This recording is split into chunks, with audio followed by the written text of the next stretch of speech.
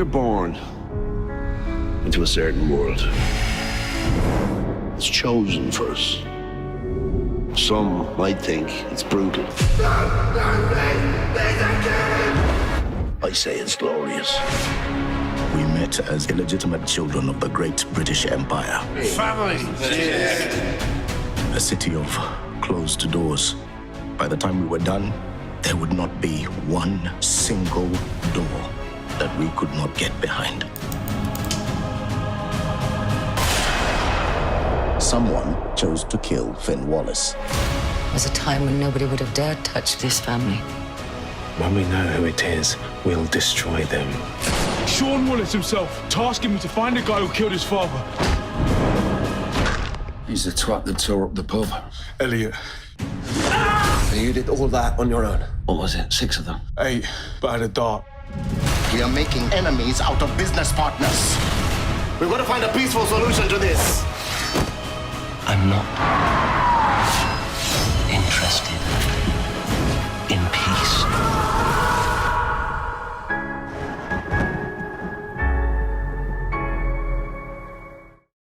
So I'll introduce the panel, and so you know who you're speaking with. And I think I have everybody sitting.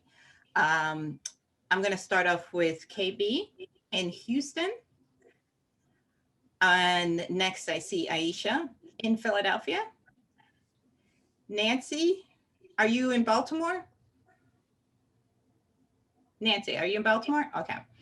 And Carolyn, who is in Toronto. Reggie, who's in Chicago. And Ronda, who's in Atlanta. And I'm Kathia, and I'm also in Philadelphia. So thank you for joining us today to talk about Gangs of London. We are excited, and we're going to start it off with Reggie. Hi guys, thank you for joining us. We really appreciate it. This is a scary, scary series. I just want to tell you that. Every time I turn around, there's something different. I want to start with you, Lucian. What was it about the script for this? Because, you know, sometimes we talk about depth, but this is not only about depth, it has some nuance to it. Your role has a lot of nuance to it. So what was it about the script and the character that drew you to this? Well, the first thing was that the script was just different. I remember reading that the opening scene of London Upside Down, and of a man hanging, and I went, well, hang on, and I had to read it again and go, wow, okay, this is different. And there was just, as I read more and more that first script, I thought, this is twisted. This is weird, man. But I'm intrigued. I really am intrigued, because also, you know, the way the awesome Gareth Evans writes, I mean, what you see on screen is how he wrote it. It's literally. But then we had, off of the back of that, we met. And not only is Gareth one of the nicest, warmest, most gentle people you'll ever meet, he was completely open to my ideas, to my suggestions of who Ed was. And so once that was sorted and we kicked around a couple of scenes, I thought, okay, you know what? Yeah, I'm in. Thank you so much. Hi, everybody. Kathia Woods, Couple Social here. My question is about one thing I love about this show is this family is committed to the craziness. There is no gray area. You know what I mean? They don't really have the tie that binds them is violence, and they're committed to it. Talk a little bit about what it's like to be able to play out in a character where you have no boundaries. Like there really isn't a gray area. Let's start with you, Lucian. Well, once it had been established that I was going to be in the show, I got this amazing character breakdown of who Ed actually was. And that blew me away. The depth to which Gareth and that Gareth had gone to. Gareth and Matt, sorry, had gone to. And I thought, wow, this is a human being who basically from the age of 12 has had to make his way by killing people. And so the thing that got me was that over the course of the next 40 plus years, Ed's mastery of his craft is that he starts out very messily, but then he becomes the one who not only knows where all the bodies are buried, but also has mastered the art of invisibility. So he'll get rid of you and you won't even know. But then there is also something about that kind of pure classical, almost like Greek Shakespearean thing of going, okay, the only way I have to survive in this world is killing people. That's all I have. I don't have the background. I don't have the upbringing. I don't have the means. What I do have is the ability to kill.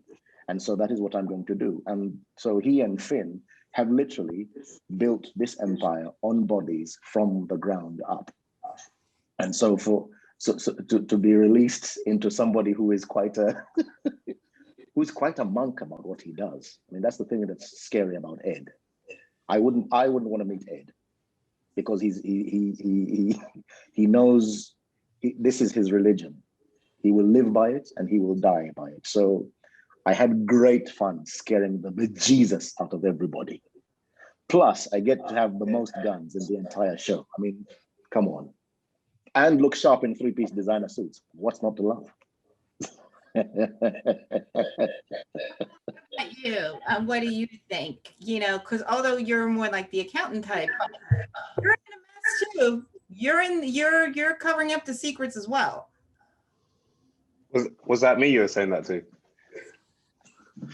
Look, I mean, number one, like I'll never get tired of seeing how much glee Lucian talks about the fact that he gets to hold big guns in this show. It'll never get boring to me. It's like a kid in the toy shop.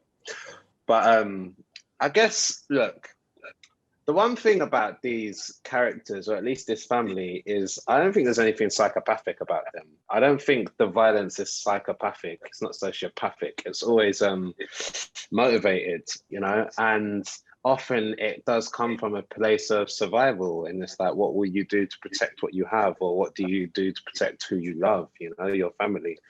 And I think the dark thing about many of us is that we probably would go further than we'd like to admit on live TV in order to protect our families. You know, we'll do some pretty mad things.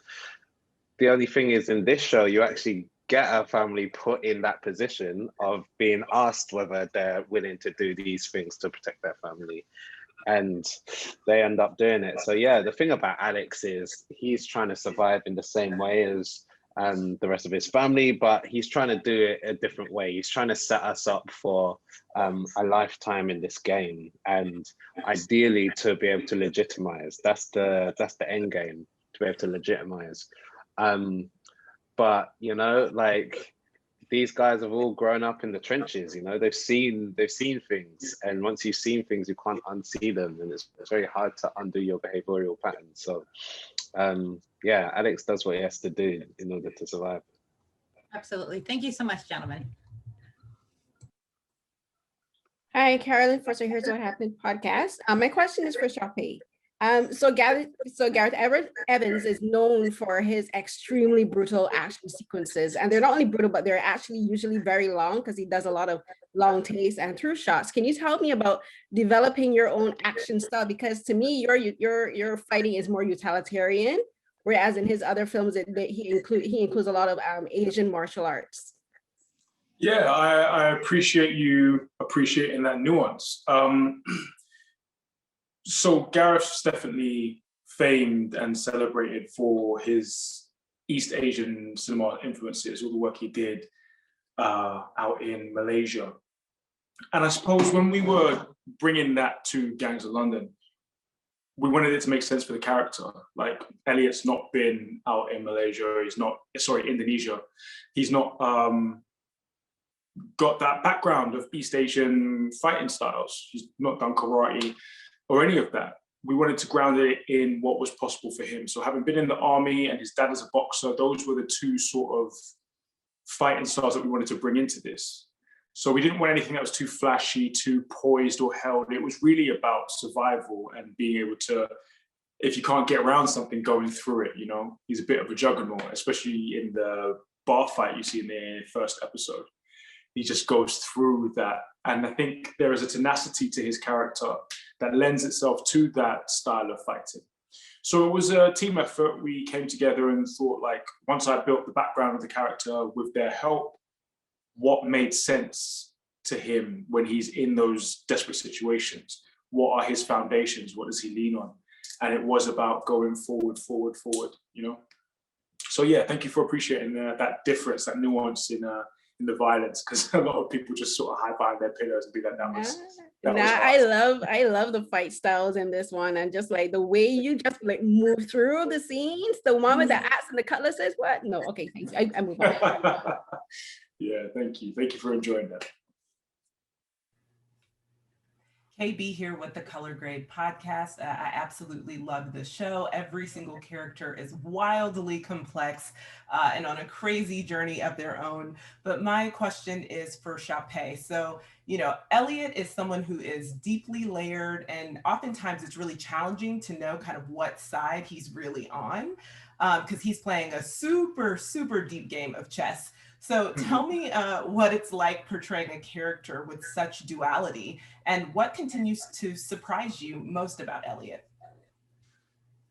I did a lot of research into people who are in Elliot's position. I say that so that there are no spoilers. And what I found fascinating was how their sense of reality can slip.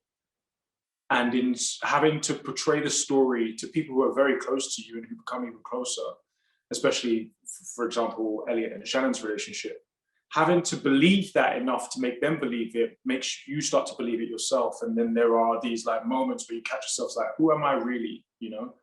And that was a really interesting challenge to play. Hopefully I did it with some margin of success. And I think what continues to surprise me about that is, as Paapa was saying, the lengths that you will go to protect your family. And then that definition of family, like who is it? Where are your priorities? And sometimes they slip. And it's interesting coming to a character as a singular person, no matter how complicated Sope's history is. You come to it as a single person, but there are two people. But there's a massive balancing, juggling act that goes on, and yeah, it does constantly surprise me. Well, thank you. Each of you are doing a fantastic job. Thank you so much. Hi, Aisha Muhammad here, Black People Watch. My question is for all of you. In reading these scripts, are you ever shocked at the level of violence? And also, where do you go to tap into bringing those characters to life? I mean, such volatile people you play.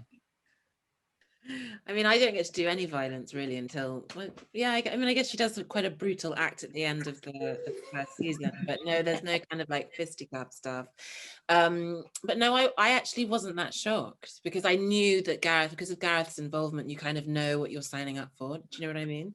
So you know that with the territory is going to come this really quite, you know, grotesquely beautiful choreographed fight scenes that will stay in your mind for days to come. But no, every time I read them, I was like, excellent, another great fight scene that, you know, so yeah.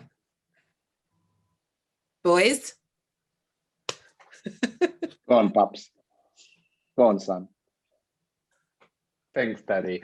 I think, yeah, I mean, what else to say on top of what Pippa's saying? Like, the violence is obviously such a big part of what I suppose you receive as a viewer. But I think we always hoped that the show would be that and more. You know, it's not. That there is action, but there is emotion as well, and there is context. You know, so like, it's partly thrilling to kind of think about what new ideas Gareth was going to bring to the table in terms of what other creative ways people are going to get chopped up or shut up or whatever. Like, I think we were as thrilled as anyone else to be able to see that. But obviously we were shooting over, I think it was over 6 or 7 months, maybe even 8.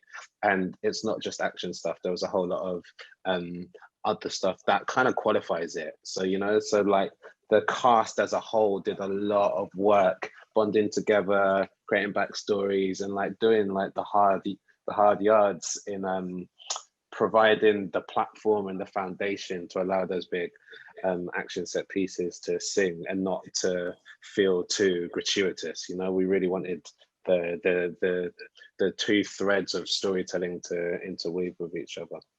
I think as Paapa pointed out, and I think Sope touched on this as well, there is they're not psychos, these people, they're not psychopaths. Unlike Sean, who is a psychopath. You know, this is the Dumanis are not psychopaths. I also what really appealed to me was that this is you don't get to see a sophisticated upper middle class Black family that's doing its business, but that's got its issues as well. You know, that really appeals to me. That really, you know, I was particularly moved by the fact that, you know, Ed failed his kids at a certain point in life when his wife died. You know, he wasn't there for them. You know, that's you know, I react to that as a parent myself, like, wow, you know, the bonds between these two families are really, really, really, really tight. And so the level of what happens later is even more complex. But then it's a means to an end.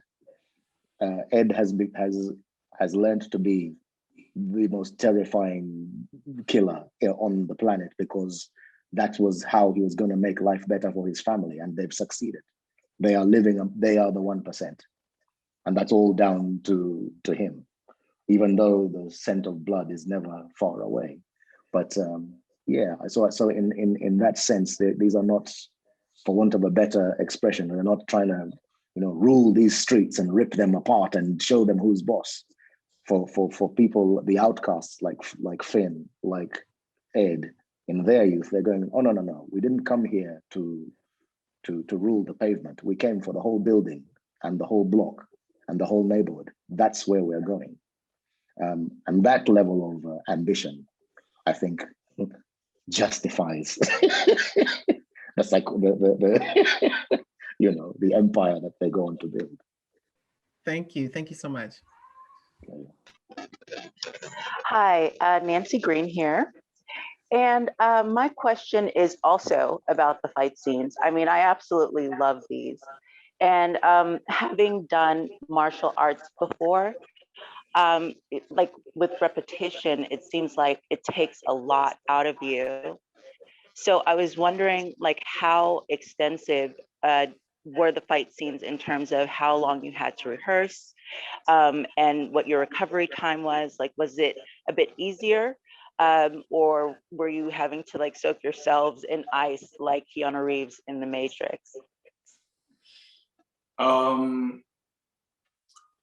Okay. The fight sequences, if we look at the pub sequence and how many eps have you seen? 7. Okay, cool. So you know the abandoned. No, 5. Yeah, that's still okay, I think. The abandoned abandoned apartment fight scene with the axe. Those sequences took about 4.5 days to shoot. But we were blessed in terms of having a lot of pre-production time. I think I joined the production about a month before principal photography in order to rehearse those scenes every day. So every day, by the weekends, I'd come in for like 2 or 3 hours. We'd warm up, we'd do some drills, and then we'd like fight. And that was more than enough time. Like I don't know if I was overconfident or if I was just the way they were teaching me was so excellent that I was able to pick it up very quickly. So that was more than enough time that we needed to learn the sequences, but I'm really glad that we had the time, because the specificity and, like you said, the repetition can be tiring, but also it's so important for safety. So I think we were able to go through the whole of Gangs of London without any serious injuries, scrapes or bruises. And that was because the action team was so on point and so like sticklers for the details, like where your foot was placed so that you could spring off into the next movement. And also Matt Flannery's camera work to capture everything was so super rehearsed as well. So if you started improvising the fight, then you've gone off script and we're not catching and we're not delivering to our audience those bone crunching moments that we're trying to. So it was a massive team effort. And hopefully we took enough time for it to be as good as it could be. And in terms of recovery, it was funny. Some days we'd like fight during the day and then, as Paapa says, go into those scenes that were so important in being the lifeblood of the series. I think the violence and the action is all top line stuff, but without the heart, without the drama, without the stories, without the relationships, then you're just watching UFC highlights, you know, rather than the entirety of the project that is Gangs of London. This is Reggie again. This is for you people. The women in this film, in this series are not pushovers either. And there's so much nuance and they are in the game. They are really, I mean, y'all scare me. Y'all are really, because of how you're in the game. Can you talk about that overall from a woman's perspective of making sure that we're not just eye candy?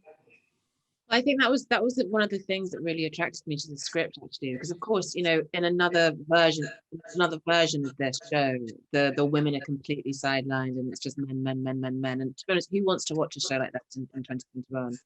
And the fact that Gareth and Matt had created these characters, they feel like really stood on their own 2 feet, and they weren't add-ons to the guys. And you know, we've all got our own stuff going on. Like you said, like we're in the game. Was just really exciting and really brilliant. And you know, season 2 is coming, and the women are going to be, you know, we're still there, and it's the world that the world that exists, and the world of the show exists obviously with the guys, but I think it's made better by the fact that we have these really strong women who are kind of, you know, doing their thing and not just being like eye candy or arm candy or any of that stuff. It's nice to be able to kind of get mucky with the guys. Hey, it's Ronda. I have a question for Paapa, because I interviewed you for I May Destroy You, and I'm just curious, how rare is this opportunity as an actor for you to play such diverse roles basically in the same calendar period? Yeah, I mean, obviously incredibly rare, and I feel incredibly fortunate to have been involved in, you know, like such incredible projects that are so different. It's interesting to think about it in the same calendar year though, because I don't know if it's because of lockdown. It feels that like everything has happened at the same time and also like has never happened. You know, it's like the time-space continuum is operating on a different spectrum. But we started shooting Gangs, correct me if I'm wrong, but I think November 2018, I think. We started a long time ago, and it took a long time to film and a lot of time in post-production before it came out. So it just so happened that it happened to come out at the same time as some other things that I did personally, same for other people. But yeah, like I think we've got to count our blessings and recognize brilliant work when it comes by us, and these opportunities we have to be grateful for, and then yeah, like capitalize on them in whatever way that we can. And I think everybody in this project managed to do that. You know, I think shout out Kelly Valentine Hendry for putting together such an incredible cast of people, because it's easy to have fun when you're looking across the room, across the camera or whatever, and you see such wonderful you know, playmates. It's like every single day is a dream coming to work, and it allows people to do the best that they can do. So yeah, it was an amazing opportunity, but part of the opportunity is like being able to collaborate with such brilliant people. So is there, I'm sorry guys, but so is there like a kind of renaissance going on for Black actors in the UK pretty much in the same way that we're seeing more stories on, even more stories on this side? I mean, Renaissance is a word. I think, like, look, like we can't deny the progress that we're making, you know, and like we do need to we do need to observe it and underline it, but I think it's really just about like pointing out brilliance, you know, like these actors, these stories are coming to the fore because they're brilliant rather than because of the people that are in them, you know, or what they look like. And I think like us being given the opportunity to prove to the world at large that we can do this, that we can helm projects of this size, that we can pull in viewers that make the projects as you know, epic as those of our contemporaries. It's something that we all always knew, you know, and it's brilliant that that's been recognized, and long may it continue. And obviously there's such a way to go with it, but like the foundations were built way before we rocked up on these sets, and we continue adding to the tapestry of our history, and hopefully preparing the ground to be more fertile for the future, for the people coming after us, and hopefully for us to get some more jobs as well, you know. Thank you. I think Paapa covered it. I think that's I think that was a really good, solid answer. Well done, P. Kathia again. But my question is specifically for you. One thing I do really also like about the show is that the women, like you said, aren't eye candy. They have a role, and they get to be just as ruthless and unforgiving as the men. Talk about what that was like for you to be able to play someone, even though you're a mom, but this is your family. This is how you were brought up. You're just as comfortable in that environment as the men.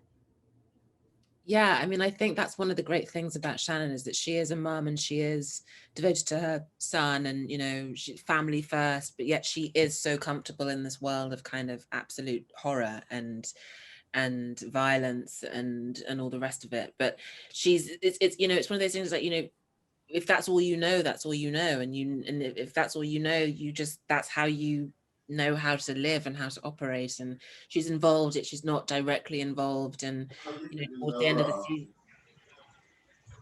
of the season, we start to see the beginning of maybe the real Shannon, which when I read that in the last episode, I was like, gosh, you know, I hadn't placed her as being somebody who was maybe even, you know, intricately, you know, sort of being woven into that violent thread of the storyline. But I love when she pulls out her massive gun and, you know, spoiler alert, but, you know, and kills somebody. So that was really exciting to read. And I think that I just love the fact that she kind of wears all the hats. She can be a mum, a great sister, great daughter, and also be an absolute sort of terrifying crazy woman with a big gun. Absolutely. Thank you. Hi, Carolyn again. So my question is for both Paapa and Pippa. So as for your two characters, as we've said, they live in a world of violence, but they're also kind of removed from it because they both work in two separate fields of work outside of their family business. Like for Alex, he's a numbers man, he's the accountant, he's the one managing all the money. Whereas Pippa, it seems she's working in an auction house. So they're working in the more sophisticated side of London upper crust society. So could you tell me about the dichotomy of these two characters? Because I think it's very interesting that they're not only Black, but they're working in what would be perceived as, you know, the white collar world, but they have this dark side of their own history, and like they're existing in a space that these people that they work with have no idea about. Well, I think when we did rehearsals, we discussed, and backstory and stuff, we discussed about like the private education system in this country, and that Paapa and I would have, you know, Alex and Shannon would have definitely gone through that system. And so, you know, within that system, there comes a network of sort of, working in auction houses and getting jobs at accountants and going to good universities and things like that. But yeah, I guess it's nice that you do see them in completely normal environments, and yet at home it's guns and blood and shooting. But again, going back to what I said in terms of that's what they know how to balance both worlds really well, and Ed's taught them how to do that, and it's part of the day-to-day. Would you agree, P? I suppose to build on that, it's also about like how do you take on the legacy that's left to you by your parents? Like we're all kind of like in equal parts crushed by the legacy that our parents leave us, and also want to run with it and create something for ourselves. And I think that's something that's definitely in the minds of both Shannon and Alex. Like they want to kind of make their mark as independent individuals. They don't want to kind of like run away from who they are and run away from being Domanis. They're proud Domanis, but they want to be their own kind of Domanis, and that's a modern kind of Domani. The world moves at such a great pace, at such a great rate, and I think both of the kids realize what their skill sets are very early, but are still really highly achieving and highly motivated and highly ambitious. So in the same way that Ed and the generation before us had been kind of like fighting for supremacy or fighting for to take the neighborhood, whatever, we've got that same ambition. We've just got a different way of doing it and a different means of doing it, which probably speaks more to their contemporary world.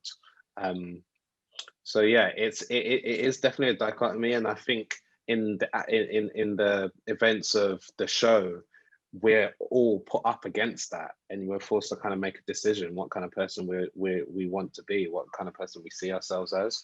But yeah, I think they're both individually motivated by their own ambitions. My question is actually for Paapa. So like, listen, from the very first interaction between Alex and Sean, I was like, why hasn't Alex killed Sean yet? Like, I think that was pretty consistent during my viewing. So can you talk a little bit about, Alex's loyalty to Sean and how that comes to a head this season? Why doesn't Alex kill Sean? It's a good question. Alex's loyalty to Sean is, I suppose, again, rooted in what family means. There are different kind of interpretations of family that we see in this show, some of which is like blood, family, relatives, blood. But like, I suppose with Alex and Sean, they've kind of come up together. They've grown up together. They've actually been through quite a lot together. Like Shannon and I lost our mum like at quite a young age, and at that point the kind of two families, the Dumanis and the Wallaces, kind of lent on each other for support, so in those formative stages of life we really needed each other, and those kind of bonds often kind of like are quite far reaching into your adulthood, sometimes for better and sometimes for worse. We've all got those friends from school that we kind of know that we should probably like just let go, but like there's too much history and there's too much context, and like we owe it to ourselves and to our past selves that we have to hang on to it. But I think, yeah, like his loyalty to Sean can blind him or kind of stunt him and kind of like stop him from acting in as decisive a way as he probably could have done had it been someone else. So we're all blinded by love, and we have love for our families. We've all done mad things to kind of protect our families, and we've all not done things that we probably should have done because of our families. So I think like he's got a really complex relationship with Sean, and that definitely kind of bubbles away and comes to somewhat of a head by the end of the series. I'll let you get there. But yeah, that's definitely a thread that kind of like is woven through the plot of the series. The kind of opposition between like, why doesn't he just kill him? Thank you. Hi, my question is for Paapa. Earlier you spoke about viewers and getting viewers from all over, American and everywhere. How important is that to you, and how does it feel to be received so well from the American viewers? Yeah, I think it's really important to all of us. Like, that's the kind of beauty of the medium of television, especially in the era that we're in the streaming era, and in a world of like more kind of international co-productions. It expands the breadth of your storytelling range. You know, like it's a lot of us have come from, you know, theatre backgrounds. A lot of us have done plays in the UK, and there's something about the immediacy of like having someone in front of you as you're telling a story that allows what you're doing to be infused with an extra energy. And like the more people in the audience, the more energy there is. And like, it's always got to be an exchange. We're not doing it for ourselves, we're doing it to share. So to be given like a platform, and definitely, yeah, a platform through which we can share as far and wide as we possibly can is a real boon. And I think, even though it's called Gangs of London and the show is very much set in London, and we all, you know, speak in the accents that we speak in, and you literally see London, I think there's a real universality to a lot of the themes of the show and a lot of the circumstances. It could very easily be transplanted into, you know, Boston in America, or Atlanta, or, you know, Hong Kong, or Lagos, or whatever. You know, there's something universal about it. So I think if that's what's motivating us as storytellers, I think that's what makes it important, or important to us at least, that it's shared with as many people as possible. I'm sure like the others would agree with me saying that. Anyone wants to hop on the back of that? You wanted the gig, you've got it, son. I gave you the baton. Now fly, my child, fly. Thanks, Dad. Thank you. Okay, so my question is for everyone. I just wanted to know, like was mentioned earlier, without the relationships, it's mostly just a lot of fighting, which it's great fighting. But I wanted to know, how do you approach the relationships in terms of how you kind of bring those emotions onto set? And how do you think it sort of deepens your character's role, having these different types of relationships? Well, I think first of all, the great blessing, as has been pointed out by the fine people I've had the privilege of playing with, is fine performers, absolutely fine performers. But on top of that, Paapa and I have worked together before. We've known each other for a very long time. We've played father and son before. So to play father and son again, but in a completely different context, was not only fun and exciting, but also, you know, you develop a shorthand and a trust and a relationship with each other. So you know you can go there comfortably, that the work becomes about pushing each other to the edge comfortably and not trying to suss each other out. Similarly, with the amazing Pippa Bennett-Warner, we've also worked together before. So, you know, we were family already. I'm not gonna lie. You know, Paapa, Pippa, Sope, you know, these are, you know, they are these beautiful, fine, younger talents. You know, I've had the privilege of seeing them all come up and grow behind me and become, and you know, grow into their stature, into their brilliance. And so it's a delight to just work with your kids, really. You know, that's what's easy for me. You know, I'm just working with my kids. It's fine. You know. I just want to quickly jump on the back of Lucian and hopefully bring Pippa into this. But I suppose when you asked your question, the thing that I thought of first was Elliot and Shannon's relationship. And firstly, as Lucian's already said, working with Pippa Bennett-Warner was an absolute blessing. And she makes it so easy to just like, to vibe instantly, you know? So I'm blushing, I'm very blessed to have worked with her a couple of times on this, and I'm looking forward to hopefully the next season of Gangs of London and whatever else comes next. But I think also we had a lot of discussions about showing Black love on TV because we don't get to see enough of it. And there was a responsibility that we had. And also it was something that we relished, like it was something that we wanted to celebrate, seeing Black love on TV. So it was very important to us. And thankfully it was very easy to work with Pippa. But there was also a responsibility that we felt that we, that we reveled in, you know, and hopefully we did it justice. Not that Black love comes in any one shape or form, it's in many different ways, but just to have a version of it and hopefully many more to come was really important to us. I'm glad it was, sorry, go on. No, I was just gonna say, we wanted to get it right, didn't we? We wanted to kind of, we wanted to get it right and we wanted to do it justice, like you said.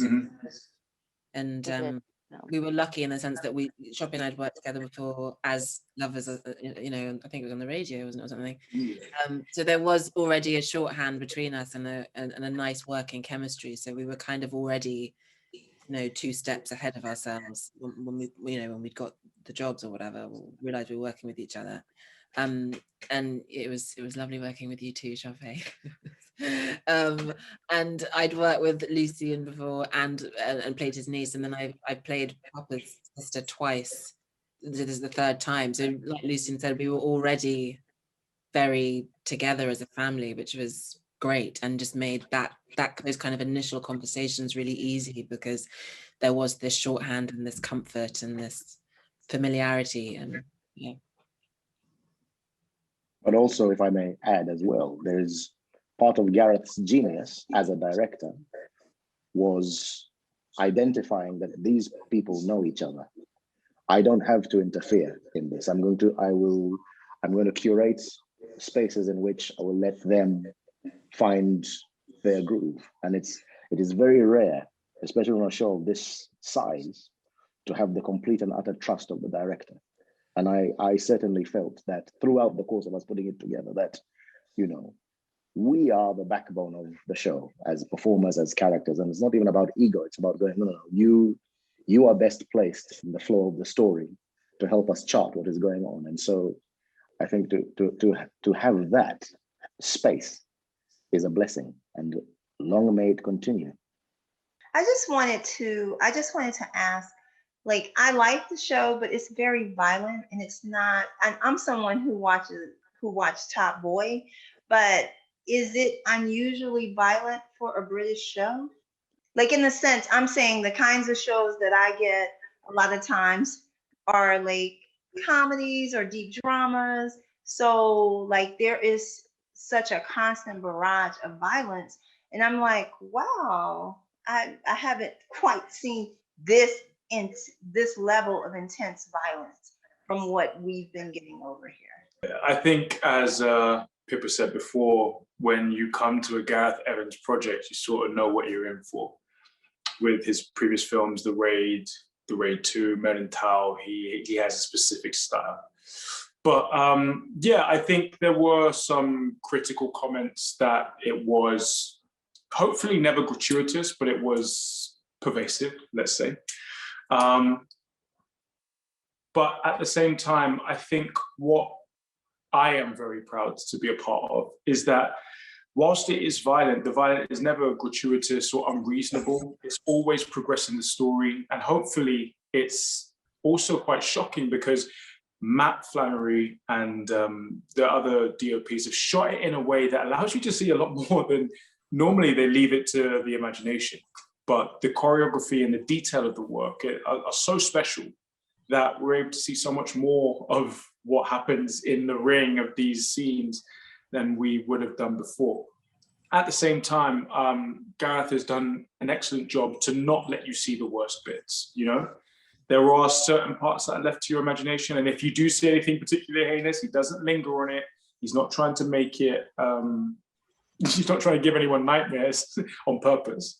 But yeah, there's a skill and a craft and an art to his fight scenes and his violence that I think can become gratuitous and overwrought in the hands of less skilled filmmakers. So yeah, perhaps it is a little bit more violent than Emily in Paris, but thankfully, it's done in a way that I think is artistic. Well, I just asked because I wondered if this kind of an expansion of a box, like this is an area that series haven't really gone before, and that, you know, that if it was just a new like kind of opening in this particular format. I'm unable to speak to that. I don't know. I don't know if people are now going to like follow suit, or if you'll find that The Witcher, you start to see more heads getting chopped off, you know. But as long as it's done artistically and tastefully, then maybe there is more to explore in violence. But I do think we get a lot of it in big action movies already, that maybe we don't need to see it as much on the small screen. Maybe Gangs of London has a wonderful little niche that will draw in its audience. But yeah, I wouldn't be able to say. To add to that, I think for me, what differentiates Gareth's violence is that ultimately it's not heroic.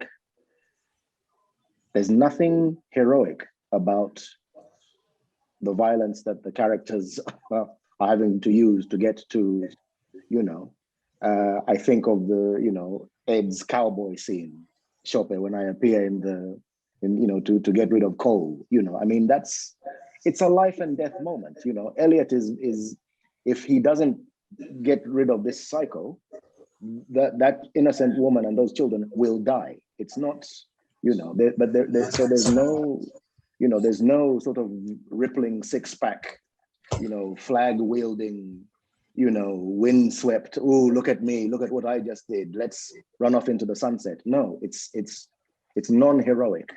And that's what I find satisfying. And that's where, you know, as Sope says, that it's, there is an art to it. There is you as much as you are spared the intricacies, there is by seeing the anatomy of what's happening, Gareth is going, this is the stuff of life and death. This is what it looks like. This is what it feels like. These people are going to leave here morally, spiritually changed by what they have just done, you know. Thank you. Thank you, everyone. It was absolutely amazing. You guys were wonderful. I'm Gil Robertson, president of the African American Film Critics Association. We'd like to thank you for your time. The show is absolutely phenomenal. On behalf of the world's largest group of Black film critics, thank you for joining us, and thank you for watching. Have a great day. Thank you, guys. Thank you, guys. Thank you.